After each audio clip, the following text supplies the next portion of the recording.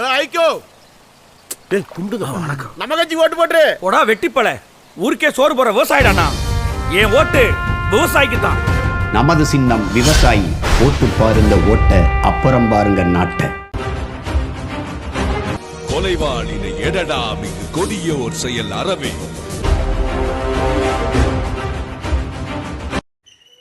அஸ்ஸலாமு அலைக்கும் வாஃபிக் பாய். வலைக்கும் அஸ்ஸலாம் ரஹ்மத்துல்லாஹி வரகாத்து. சொல்லுங்க இமாம், எப்படி இருக்கீங்க? இருக்கோம், நீங்கள் எப்படி இருக்கீங்க? அல்ஹம்துலில்லாஹ் நல்லா இருக்கிறோம். சரி, இப்போ நிறைய திருப்பு முனைகள்லாம் தமிழ்நாட்டில் நடந்திருக்குதா பார்த்தீங்களா? இதை சொல்கிறீங்க. அதாவது சில கட்சிகள்லாம் வந்து குச்சிகளாக ஒடிக்கப்பட்டு விட்டது அப்படின்னு சொல்லிட்டு ஒரு பேசு பொருளாக இருக்குது சமூகத்து மத்தியில். தேர்தல் ஆணையம் எடுத்த நடவடிக்கையா? ஆமாம். நீ உங்களுடைய நிலைப்பாடு, உங்களுடைய கருத்து, தேர்தல் ஆணையத்தை வந்து வன்மையாக கண்டிச்சிருவோமா இல்லை கண்மையாக வண்டிச்சிருவோமா? எப்படி வேண்டாலும் செய்யலாம். ஏன்னு கேட்டால் தேர்தல் ஆணையம் தன் கடமையை ஆட்டி இருக்கிறது. இல்லை, பேராசிரியர் ஜவாஹிர்லால் என்ன சொல்கிறாருன்னா, இதை நாங்கள் சட்ட ரீதியாக எதிர்கொள்ளுவோம், தேர்தல் ஆணையம் மிக பெரும் துரோகத்தை செஞ்சிருக்குது அப்படிங்கிறாரு. கொலை குற்றவாளி சட்ட ரீதியாக எதிர்கொள்கிறான். சரி. விபச்சார வழக்கில் கைதான ஒரு பெண்மணி சட்ட ரீதியாக எதிர்கொள்ளுது. நாட்டில் கொள்ளையடித்து பொருளாதாரத்தை வீழ்த்தின எம்எல்ஏ எம்பி சட்ட ரீதியாக எல்லாமே தமிழ்நாட்டில் சட்ட ரீதியாக நடக்குதுன்னு நம்புவோம். சரி, அதில் ஒன்றும் மாற்றம் இல்லை. ஆனால் ஒரு மக்களுக்காக, ஒரு குறிப்பிட்ட சமுதாயத்திற்காக போராடுறோம், புரட்சி செய்ய போகிறோம், அவங்க மக்களுடைய வாழ்வாதாரத்தை மேம்படுத்த போகிறோம், அரசியல் செய்ய போகிறோம்னு வந்துட்டு மண்குதிரையை நம்பி ஆற்றுல இறங்கிட்டு கடைசியாக தெருவுன்ற கதையாக இருக்குது. இது நடந்த முதல்ல இது அசிங்கம்ங்கிறத முதல்ல உணரணும்ல. ஒரு சமுதாயத்துக்காக கட்சி ஆரம்பிச்சு அதுவும் யாரை எதிர்த்து கட்சி ஆரம்பிச்சோமோ, ஊராம்புள்ளைய ஊட்டி வளர்த்தா தாம்புள்ள தானே வளருங்கிற மாதிரி திமுகவுக்கே கூடவே இருந்து திமுக வளர்த்துட்டு கடைசியாக உள்ளதும் பறி போயிடுச்சு.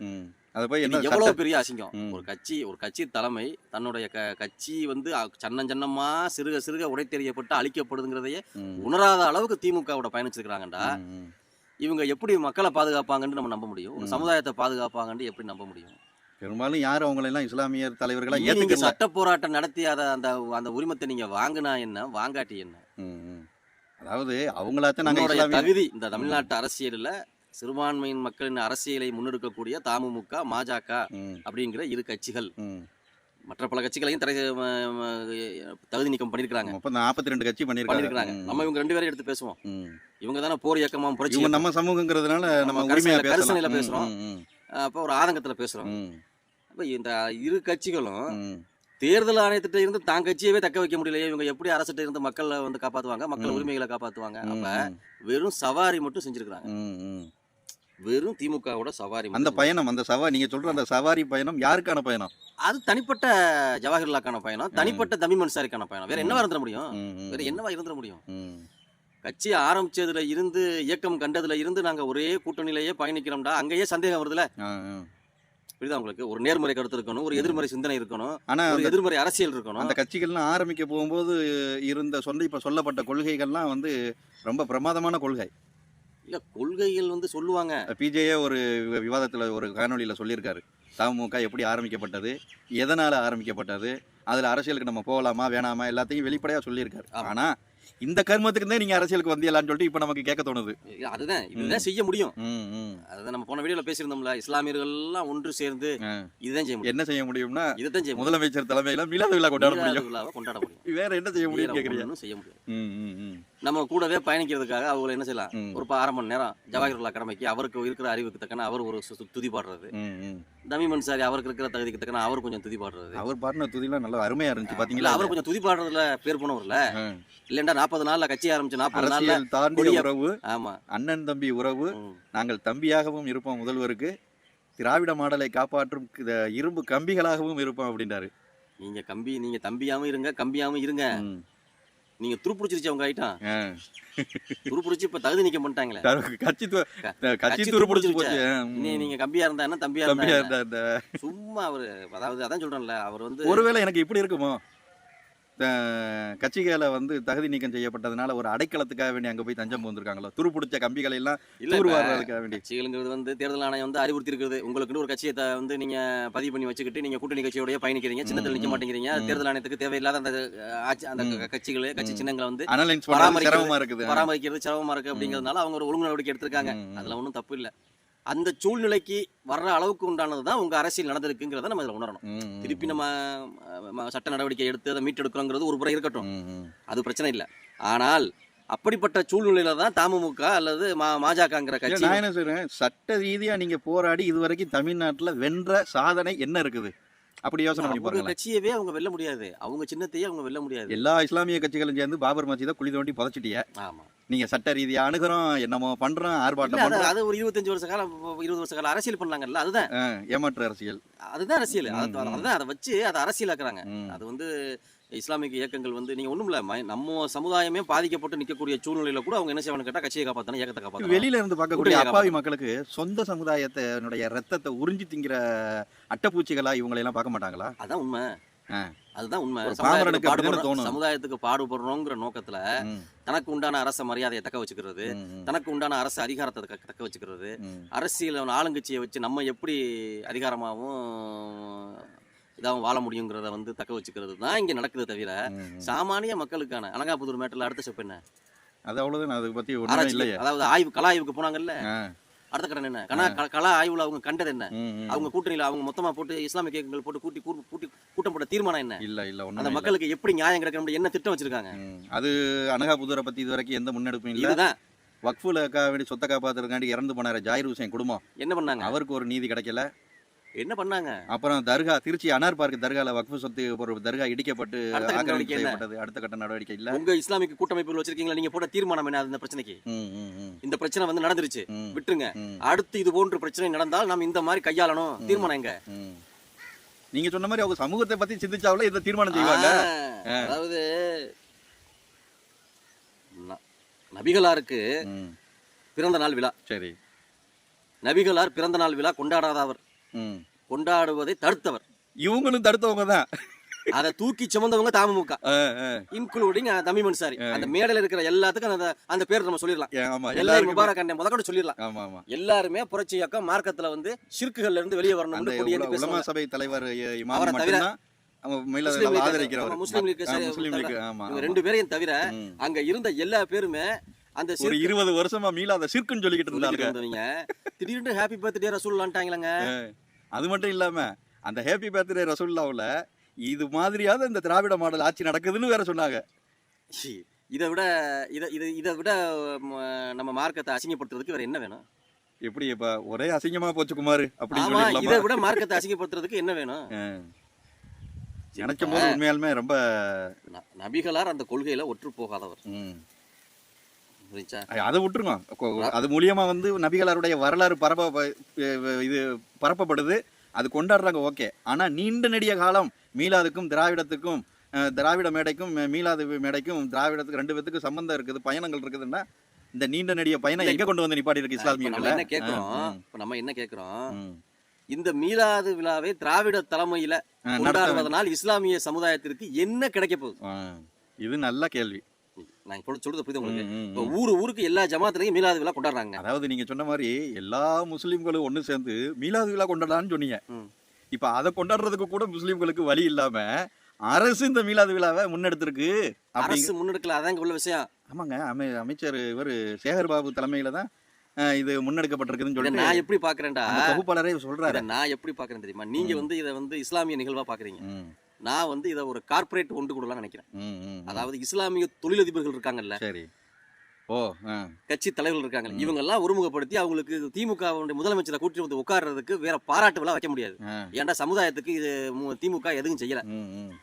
ஒரு ஒரு ஒரு ஒரு ஒரு சட்டத்தை இஸ்லாமிய சமூகத்துக்கு நிறைய சாதனைகளை செஞ்ச முதல்வருக்கு பாராட்டு விழான்னு ஒண்ணு வைக்க முடியாது. ஏன்னா எல்லாம் காரி துப்புவானுங்க, அப்புறம் ஊடகம் எல்லாம் காரி. இந்த ஆளுங்கட்சி கூட இருந்துகிட்டு தன் தொழில்களையும் தன் வளத்தையும் பெருக்கிக்கணும். யாருக்கு? இஸ்லாமிய தொழிலதிபர்கள் கட்சி தலைவர்களுக்கு இருக்கா?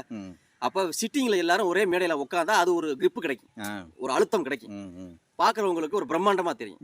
அப்ப தன்னுடைய தொழில் வளர்ச்சி மக்களுக்கு மத்தியில நம்ம ஒரு இதை காமிக்கிறதுக்காக ஒரு கார்பரேட் ஒன்று கூட. நெல்லை முபாரக் அவர்கள் ஒரு கோரிக்கையை சுட்டி காமிச்சாரு. என்ன சொன்னாருன்னா, நிறுவனத்துல எங்களையும் பங்குதாரரா சேர்த்துக்கிறேன்னு கேட்டாரா? திமுகவினுடைய ஜி ஸ்கொயர் நிறுவனத்துல எங்களையும் பங்குதாரரா சேர்த்துக்கிறேன்னு கேட்டாரா? கிட்டத்தட்ட அது மாதிரிதான் வந்துச்சு. என்ன சொன்னாருன்னா, தமிழ்நாடு வந்து 1 ட்ரில்லியன் பொருளாதாரத்தை நோக்கி நகரணும், அப்படி நகர போகும்போது முஸ்லிம்கள் உங்களுக்கு துணையா அனுப்போம், அதுலயும் குறிப்பா அரசு செயல்படுத்தக்கூடிய திட்டங்கள்ல எல்லாம் வட்டின்னு ஒண்ணு இருக்குது, அந்த வட்டியை வந்து வட்டி இல்லாத ஒரு பொருளாதாரத்தை வந்து முதலமைச்சர் அவர்கள் என்ன செய்யணும், முன்னெடுக்கணும் அப்படிங்கிற ஒரு கோரிக்கையை வச்சாரு.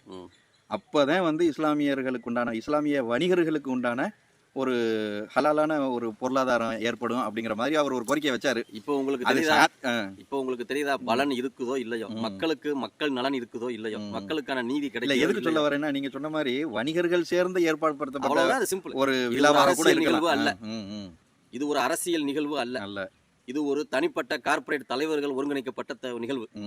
அதுல இருக்கிறவங்க எல்லாருமே கட்சி தலைவர்கள், சாமானிய மக்கள் யாரும் இல்ல, இயக்க தலைவர்கள். கலந்துகிட்டது முதலமைச்சர். இந்த ப்ரோக்ராம் வைக்கிறதுக்கு எப்படி முதலமைச்சரை கூட்டிட்டு வந்து உட்கார வைக்கிறது குழம்பிக்கிட்டு இருந்தாங்க தலைவர்கள் எல்லாரும். எப்படி இதாக சேர்க்கறது, முதலமைச்சரோட ஒரு சேர்ல உட்காரணும் இஸ்லாமிய தலைவர்கள் எல்லாம், அந்த கான்செப்ட். அதுக்கு எப்படி உட்கார்றது, அவர் நமக்கு எதையுமே செய்யல, இல்லைன்னா செஞ்சாருன்னு சொல்லி வைக்கலாம். இஸ்லாமியர்களுக்கு 1000 இஸ்லாமிய இளைஞர்களுக்கு வேலை வாய்ப்பு கொடுத்திருந்தாருன்னா போட்டு செய்யலாம். 3.5 4.8 மாதிரி இருக்கு. இல்ல 80% பயனடைஞ்சிருக்குது இஸ்லாமிய சமூகம் அப்படின்னு சொன்னா கூட ஒரு ஏத்துக்கலாம். எதுவுமே சொல்ல முடியாது. அலங்காபுதூர் மேட்டரை வச்சு அவங்க விழா கொண்டாட முடியாது. இஸ்லாமிய போராளிகளை வந்து திமுக ஆட்சியில வந்து படுகொலை செய்யப்பட்டாங்களே, அதுல வந்து 3 பேரை வெற்றிகரமாக கொலை செய்த சிறைவாசிகளை விடுதலை செஞ்சுட்டாரு அப்படின்னு சொல்லி பாராட்டு விழா நடத்த முடியாது. அப்ப எப்படி கொண்டு வரதுங்க போகும்போது எல்லாத்துக்கும் ஆழமா சிந்திச்சு ஒரு முடிவுக்கு வந்திருக்காங்க எல்லா பேரும் உட்கார்ந்து. அப்ப இது வந்து ஒரு ஒரு ஒரு பல்நோக்கத்தோட செயல்பட்டு இருக்காங்க. அதாவது நம்ம முதலமைச்சரோட பற்றுதலா இருக்கிறோங்கிறத நம்ம ப்ரூவ் பண்ணணும், நம்ம நிரூபணம் செய்யணும். அதே சமயத்துல நம்மளுடைய 26லயும் எங்க வாக்கெல்லாம் உங்களுக்கு அடித்தளமிட்டு சொல்லிடணும். இஸ்லாமிய சமூகத்தையும் அதே சமயத்துல லேசா பூசினாப்புல ஏமாத்திரணும். நம்மளுடைய தொழில்துறைகள் வந்து வர்த்தகத்தை கூட்டுறதுக்கான வாய்ப்புகளை ஏற்படுத்தி நம்ம இப்போ ஒரு சிட்டிங்ல உட்காந்து அப்புறம் தனிப்பட்ட முறையில போய் ஒருத்தர் போய் முதலமைச்சரை பார்க்கலாம்ல, அதுக்கு ஒரு முகாந்தரமா ஒரு நுழைவாயிலா இந்த விழாவை நான் பார்க்க. ஒரு கல்லுல 2 மாங்கான்னு தான் நல்லா கேள்விப்பட்டிருக்கேன். நீங்க சொல்றதை பார்த்தா ஒரு கல்லுல 6 மாங்காய் உழுவுறதுக்குலாம் வாய்ப்பு இருக்கு போல. ஏன்டா நம்ம இஸ்லாமிய சமுதாயம் அப்படி இருக்குல்ல, தலைவர்களை நம்பின சமுதாயமா இருக்குல்ல.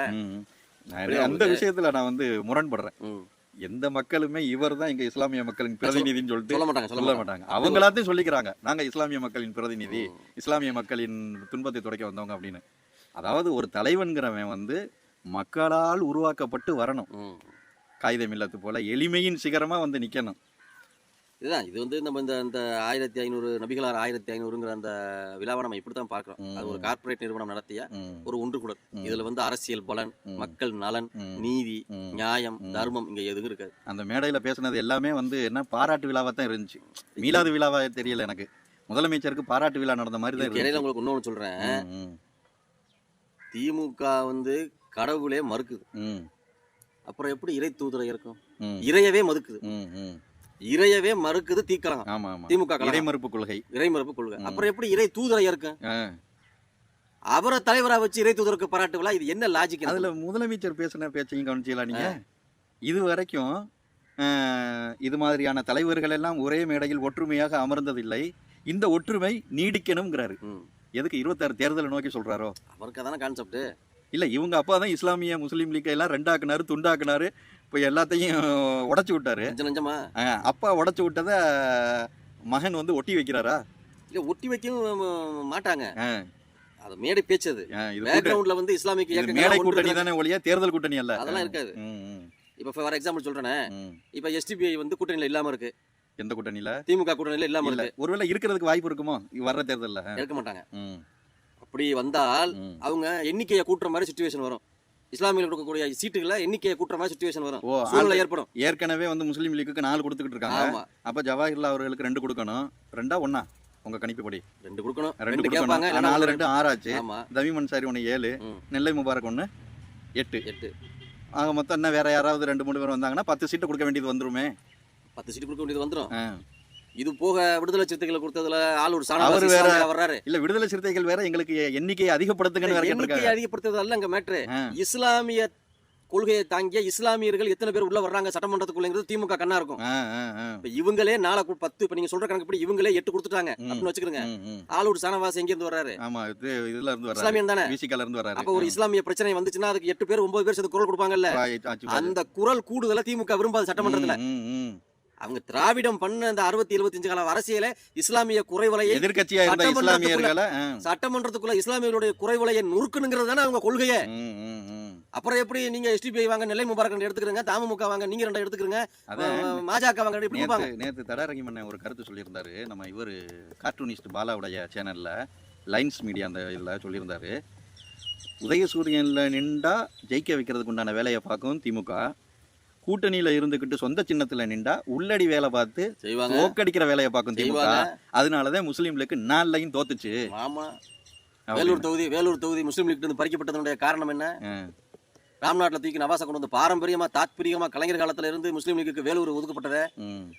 ஏன் கலைஞரோட மு.க. ஸ்டாலினோட ஆட்சியில வேலூர்ல இருந்து எடுக்கப்பட்டாரு நவாஸ்கனி?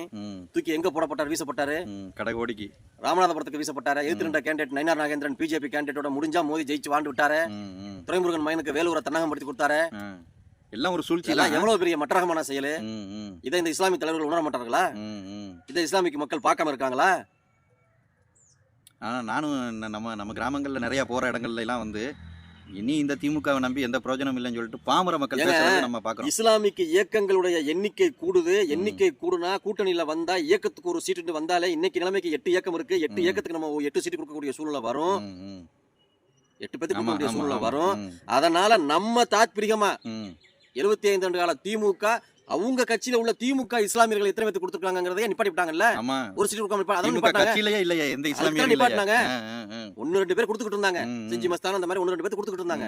அதையும் நிப்பாட்டி விட்டாங்கல்ல. ஆவடி நாசர்லாம் கொடுத்துக்கிட்டாங்க. அதையும் நிப்பாட்டி விட்டாங்கல்ல. காரணம் இஸ்லாமிக் இயக்கங்களுடைய எண்ணிக்கை கூடுது. வளர்ச்சியை பொறுக்க முடியல. எண்ணிக்கை கூட போகும்போது எங்க எல்லா கட்சியிலும் இஸ்லாமியர்கள் பயணிக்கிறாங்க.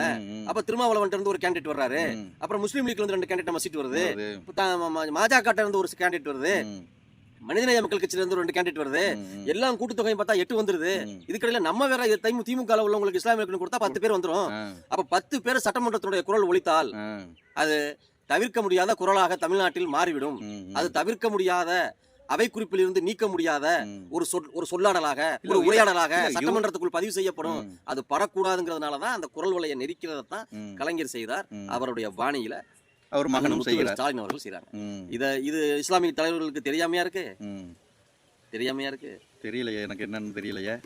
எல்லாமே நாடகம் தான். நாடகம் எல்லாமே நாடகம் தான். அப்ப அது ஒரு நாடகம். அத மக்களுக்கு தெரியும். அத மக்கள் நீங்களும் நானும் என்னை போன்ற சாமானியர்கள் உணரக்கூடாதுங்கிறதுக்காகத்தான் இந்த 1500 ரசூலுல்லாஹ் 1500 மீலாது விழா இதெல்லாம் மூடி மறைக்கிறதுக்கு, இதெல்லாம் கவர் பண்றதுக்கு எல்லா பேரும் ஒரு இடத்துல இருக்காங்க. அப்ப நமக்கு தெரியாம ஏதோ செய்றாங்க போல அப்படின்னு மக்கள் வந்து அது எப்படி மக்களுக்கு செய்ய வேண்டிய திட்டம் மக்களை வந்து சென்றடைஞ்சா தானே மக்கள் பாராட்டுறாங்க. நீங்க பாருங்க, அதாவது நம்ம ஒண்ணு நினைச்சா அது ஒண்ணு நடக்குதுங்கிற மாதிரி இவங்க இப்படி நாடகம் ஆடுறாங்க. மக்கள் ஒரு நாடகம் ஆடுறாங்க. எப்படி ஆடுறாங்க பாருங்க. அந்த ப்ரோக்ராம் நடந்து முடிஞ்சதுல இருந்து அதிமுக கூட்டணியில ஜவாஹிருல்லா பேசினதையும் இப்ப ஜவாஹிருல்லா பேசினதையும் மிக்ஸ் பண்ணி ரீல்ஸ் வெளியாயிருச்சு. ஒரே தலைவன் இரு வேறு பேச்சு. அன்னைக்கு ஒரு பேச்சு, இன்னைக்கு ஒரு பேச்சு வெளியாயிருச்சு. இருக்கு இல்ல இந்த சீமானை பார்த்து. தேர்தலுக்கு முன்னாடி கூட்டணி வைக்கணும்னு ஆசைப்பட்டு இருக்க போகும்போது பேசின எஸ்டிபிஐனுடைய நெல்லை முபாரக்கினுடைய பேச்சு, நேத்து அவர் பேசின பேச்சு, டிடிவி தினகரனோட இருக்க போகும்போது கூட்டணியில இருந்த பேச்சு வெளியாயிருச்சு. அடுத்து எடப்பாடியோட இருந்த கூட்டணியில இருந்த பேச்சு வெளியாயிருச்சு. தமிழ் அன்சாரி 40 நாள்ல கட்சி ஆரம்பிச்சு 4 நாள்ல கொடியை பறக்க விட்டு அப்பவே எம்எல்ஏ சீட் வாங்கினாரு அதிமுக ஆட்சியில. அப்ப திமுகவை பேசின பேச்சு இப்ப பேசுற கம்பி என் தம்பி அப்படிங்கிற பேச்சு வெளியாயிருச்சு. இதுதான் இப்ப மாறி பேசுறாரு சீமான்னு சொல்றாங்களே. மாறி பேசுறாண்டு. இப்ப இந்த பேசுறது ஃபுல்லா மாறி பேசலையா? அதானே சீமா இன்னைக்கு ஒண்ணு பேசுறாரு, நாளைக்கு ஒண்ணு பேசுறாருன்னு அடிப்படை தத்துவமே இல்லாம பேசுறாங்கல்ல. அவர் ஒரே நேர்கோட்டுல போய்கிட்டு தான் மாத்தி பேசுறாரு. நீங்க எல்லாம் பல கோணத்துல போயிட்டு மாத்தி பேசுறீங்க. ட்ரெண்டிங் ஆயிருச்சு, யூடியூப்ல ட்ரெண்டிங் ஆயிருச்சு. விட்டு வெளுத்து எடுக்கறாங்க. அது சரி. பாக்கலையா நீங்க? இல்ல உடனே உடனே ஜவக்கனா தான் வந்து நிக்குது. அதே மாதிரி அந்த மாதிரி முக்கியமான செய்திகளை அனுப்ப மாட்டேங்கிறீங்களா நீங்க? அதாவது இத சும்மா சிரிச்சா கூட கொஞ்சம் நஞ்ச மானமாவது மிஞ்சுமுங்க. காரி துப்பிட்டு சிரிக்கணுங்க. சரி, அதுலயே முதலமைச்சர் இன்னொரு அந்த 1500வது மீலாது விழாவுல, நபிகள் நாயகம் பிறந்த விழால இஸ்லாமிய மக்களுக்கு நான் ஒரு உறுதி கொடுக்குறேன் அப்படிங்கிறாரு. யாரு கொடுக்குறாரு? இஸ்லாமிய மக்களுக்கு முதலமைச்சர் ஒரு உறுதி கொடுக்குறாரு. என்ன அதுக்கு முன்னாடி அந்த வாக்குங்கிறத எடுத்துட்டாரு. எல்லாம் எப்பவுமே வந்து அரசியல்வாதிகள் சொல்லக்கூடியது வந்து வாக்குறுதி கொடுக்குறேங்க. அதுல வாக்குங்கிற வார்த்தை எடுத்துட்டு உறுதிங்கிற வார்த்தையை மட்டும் கொடுக்குறாரு. அதுலயே பாதி போயிருச்சு, மீதி வார்த்தை தான் வருது. உறுதி கொடுக்குறேன். சரி, என்ன உறுதி தான் கொடுக்க போறாருன்னு பார்த்தா, இஸ்லாமிய மக்களுக்கு ஏற்படக்கூடிய எல்லா பிரச்சனைகள்லையும் உங்களில் ஒருவனாக இந்த திராவிட கழகம் நிற்கும். ஐயா, எங்களுக்கு பிரச்சனையே உங்களுக்கு. நீங்க என்னையா கடைசியில வந்து கதை நடந்துக்கிட்டு? எங்களுக்கு இஸ்லாமியர்களுக்கு பிரச்சனையே நீங்க தான், திமுக தான். இஸ்லாமியர்களுக்கு பிரச்சனையே திமுக தலைமையும் திமுக தலைமையை தூக்கி சுமக்கிற இஸ்லாமிய தலைமைகள் தான் எங்களுக்கு பிரச்சனையே. அதத்தங்க அவரும் மறைமுகமா சொல்றாரு. உங்களில் ஒருவனாக இருக்குன்னா இறைவா, எங்க இறைவா. கூடவே இருந்துகிட்டு நீங்க எங்களுக்கு பிரச்சனையா கொடுக்குறீங்க. எங்களை விட்டு தொலைமையா, எங்களை போதும் படுத்தாதீர், விட்டு தொலையும், எங்களை விட்டு தொலையும். நீங்க எங்களுக்கு பண்ணதெல்லாம் போதும் ராசா, எங்களுக்கு போதும். நீங்க ஆண்டது நாங்க மாண்டதும். ஆண்டதும் போதும் ராஜா. இறைவா இறைவா. எனக்கு அந்த ப்ரோக்ராம பார்த்துட்டு சிரிக்க முடியல. நீ என்ன இது வந்து என்ன மாதிரியான ஸ்பிரிட் ஆக போகுது சமூகத்துல அப்படிங்கிறது. நான் பார்த்தேன், ஃபுல்லா அந்த காணொலியை பார்த்தேன். எனக்கு கண்ணுல இருந்து தண்ணி வந்துருச்சு. அடே அப்பா, ஒற்றுமை ரசூல்லா சொன்ன அந்த ஒற்றுமை என்னும் கயிறை பற்றி பிடிங்கிறத கழுத்துல சுத்திக்கிட்டு பிடிச்சிருக்காங்க. உங்களுக்கே குறவுல நினைஞ்சிரும்டா. ஒற்றுமை என்னும் கயிறை பற்றி பிடிங்கடா. எப்படிங்க பிடிக்கணும்? கையிலங்க பிடிக்கணும். நல்ல பலமா இருக்கிற இஸ்லாமிக்கு தலைவர்கள் கழுத்துல சுத்தி இருக்கு. கண்ணெதிரே நடந்த ஏகப்பட்ட பிரச்சனைகள் இஸ்லாமியர்களுக்கு. விநாயகர் சதுர்த்தி அப்ப பள்ளிவாசலை எல்லாம் திரையிட்டு மறைச்சிட்டு இந்த காவல்துறை அதெல்லாம் விட்டு போட்டு எதுவுமே தெரியாம தாங்க பாராட்டு விழா. அதுக்கு தான் இந்த பாராட்டு விழா. கூடவே இருந்து எங்களுக்கு நல்ல குனிய வச்சு குத்துறியல எஜமா. அதுக்கு தான் ராஜா இந்த பாராட்டு விழா. அதுக்கு தான் எங்க போய் முடிய போதோ தெரியல. இதுக்கு இடையில திமுக இப்படி உங்களில் ஒருவனாக இருந்து உங்கள் உரிமையை பாதுகாக்கிறேன்னு சொல்லிட்டு அவர் ஒரு உறுதி கொடுக்கிறாரு. இன்னொரு பக்கம் திராவிடர் கழகம் அவங்க காசா மக்களுக்காக வேண்டி ஒரு பெரிய கூட்டம் போட்டாங்க. அது பாத்தீங்களா? அது ஒரு உலகமாக காமெடியா இருக்குது. உலக அரசியலையே பேச மாட்டாங்க திக. உலக அரசியலையே பெரியார் உரையிலேயே நீங்க பாத்தீங்கன்னா தொலைதூர்ந்த நாட்டுகளுடைய அரசியல் பிரச்சனைகள், அந்த மாதிரியான கொடுமைகள், சித்திரவதைகள், இதெல்லாம் பத்திலாம் எந்த குற்றங்களும் பத்தியும் பெரியாரே பேசியதில்லை. அதனால பெரியார் திக கழகமும் பேசியதில்லை. இது என்னமோ தூக்கி காசாவை தூக்கிட்டு ஆடுறாங்க. என்னன்னு தெரியல, என்னன்னு புரியல. என்னமோ தமிழ்நாட்டுல எந்த பிரச்சனையும் இல்லாம சுத்தி இல்லைங்கிற மாதிரி இங்க இருந்து காசாவுக்கு போயிட்டாங்க. அதாவது நேபாளத்துல புரட்சி வெடிச்சிச்சு, அப்ப மக்கள் அவதிப்பட்டாங்க. இலங்கையில புரட்சி வெடிச்சிச்சு, சமீபத்துல இதுல பங்களாதேஷ்ல புரட்சி வெடிச்சிச்சு, இப்ப நேத்து லடாக்ல ஏதோ புரட்சி ஆகலாம். இங்க எல்லாம் நம்மளை சுத்தியே 1008 பிரச்சனை இருக்க போகும்போது இந்த ஓனாய் வந்து நான் நினைக்கிறேன் ஒருவேளை காசா வந்து இங்க கூட இருக்குன்னு நினைச்சிட்டாங்களா என்ன? பாகிஸ்தானுக்கு பின்னாடியா அப்படி இருக்குன்னு நினைச்சிட்டாங்களா என்ன? என்ன எங்க இருக்குன்னு தெரியாம அறிக்கை விட்டாங்களா? அதுல பார்த்தா போராட்ட காலத்துல எல்லாம் பார்க்காத மூஞ்சியா இருக்கு. எங்க இருந்தாங்கன்னே தெரியல. இல்ல தூய்மை பணியாளர்கள் போராடுனா சத்யராஜ் எல்லாம் என்ன ஷூட்டிங் ஆல் சீட் இல்லாம வந்துட்டாரா என்னன்னு தெரியல. ஒருவேளை 2 நாள் விடுமுறை கிடைச்சிருக்கும் போல.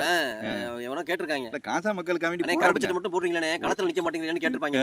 அதோட நான் இப்ப அப்படின்னு வந்தாரு பாக்கல. அப்படி சத்யராஜ் வந்துட்டாரு. உலகத்துல எந்த மக்கள் பாதிக்கப்பட்டாலும் கண்ணீர் வடிக்க வேண்டியது, உதவி செய்ய வேண்டியது நாம போலையா? கேரளால நிலச்சரிவு ஏற்பட்ட போது நம்ம போகலையா?